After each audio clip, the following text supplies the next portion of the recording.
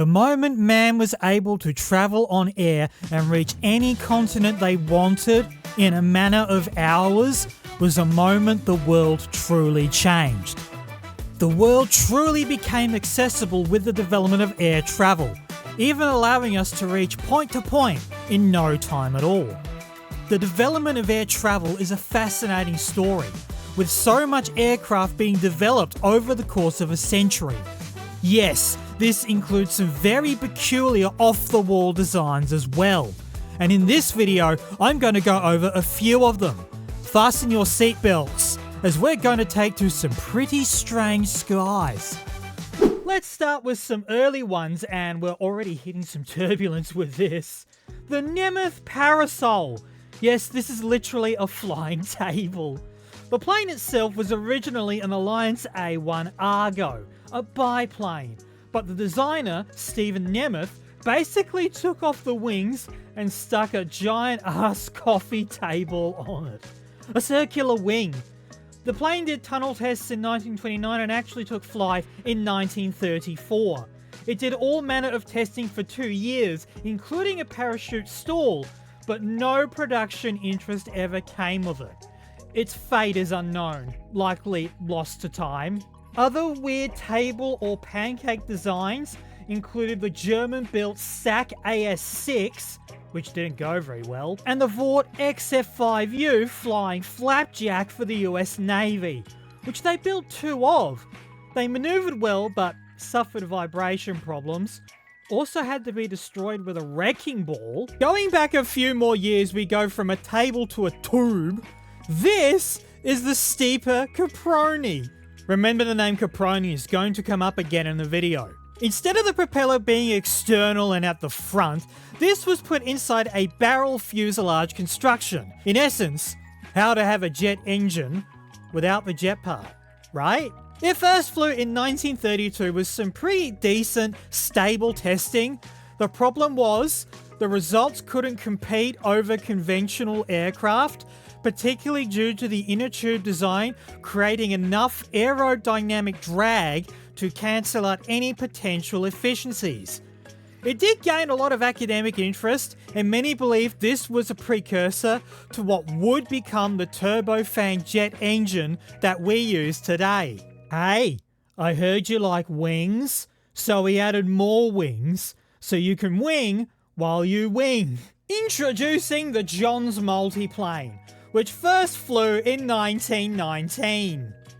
And by flew, I mean it only made a few hops. It never actually made flight. Kinda guessed this due to the 7 wings and no coherent configuration. It was scrapped in 1920.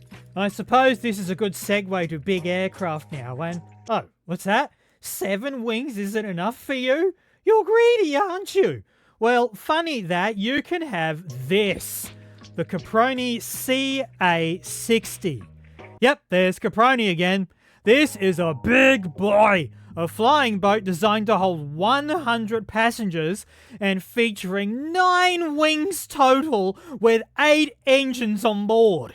It first flew in 1921 with some potentially promising results. It then took its next flight in March of that year and the whole thing crashed. Bad conditions and pilot error, supposedly. Now, I can't talk about big passenger aircraft without mentioning the Aviator, because it's the biggest flying boat ever built. The Spruce Goose, or H-4 Hercules, designed by Howard Hughes. I'd say a bold move in the wake of Zeppelins fading out, and with jet aircraft slowly coming to play within the next decade or so. It took flight in 1947. Once. 70 feet off the ground for 26 seconds. It never flew again. It was apparently maintained in secret to operational condition afterwards until about 1976 when Hughes died. It now exists today at the Evergreen Aviation and Space Museum in Oregon. Oh, you want bigger? How about I tell you the story of Aero Spacelines? It's the 1960s. Boeing Stratocruisers exist and have done since 1947. take one and make it swole. This thing flew in 1962 and was aptly called the Pregnant Guppy. What a name. This plane carried components for the Apollo program during its service until its retirement in 1979. This then led to the creation of the Super Guppy, the first one out of a Boeing Stratofreighter in 1965.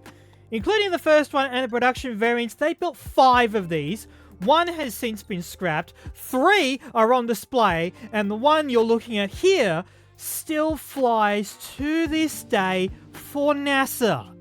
I am not joking. There was also the Mini Guppy, 1 prototype, 2 production, that flew from 1967 to 1995. These planes, I tell you. Oh, you want bigger! Boeing tried their own version of the Swole plane called the Dreamlifter, converted out of 747s in the mid-2000s. 4 were built, and to my understanding, all are still flying. The real players, though, were Airbus. They had 4 Super Guppies in their fleet to transport parts, and eventually they had an idea. They decided to take the concept, make it bigger with jet engines, and build what is called the Airbus Beluga between 1992 and 1999, with the first flight in 1994. 5 of these were built. They carried all manner of cargo and to this day are still in service. But they didn't stop there. They also built the even bigger Beluga XL between 2016 and 2023. 6 of these were made.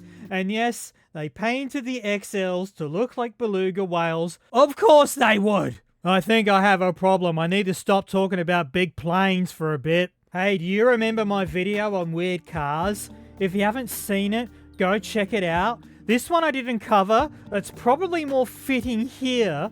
The Model 118 Convair car.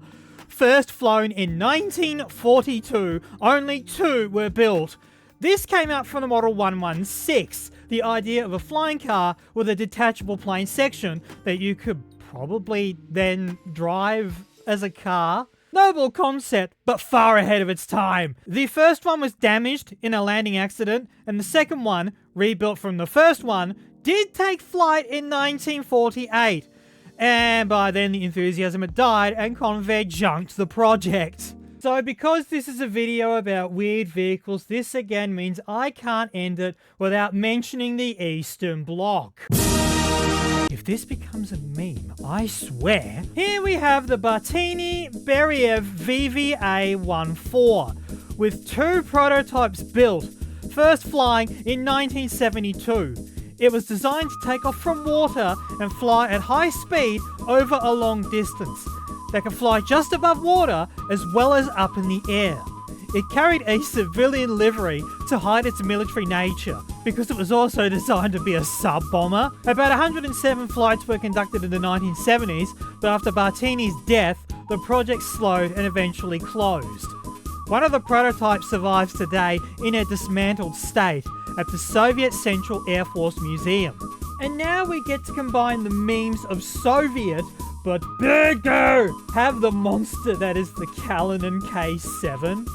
If you want the definition of a true flying fortress, you're looking at it. In a civilian capacity, it could carry up to 120 passengers and 7,000 kilograms of mail. In a military capacity, it could take 112 paratroopers. As a bomber, it could hold 8 autocannons, 8 machine guns, and up to 9,600 kilograms of bombs. It first flew in 1933 and only flew another 6 times, with the last one resulting in a crash from a structural failure in November of that year. 2 more prototypes were ordered, but the project was cancelled in 1935 before they could ever be realised. Oh, what? The video's over already? I think we've got to do another one of these. I think there's more planes to cover. What's your favourite plane? Doesn't have to be weird, just put it in the comments below. If you enjoyed what you've seen here, consider giving the video a like, and if you really want to see more of this stuff, how about checking us a sub? Because it is free and absolutely supports the project as a whole. If you made it this far, thank you for watching. I'll see you in another video.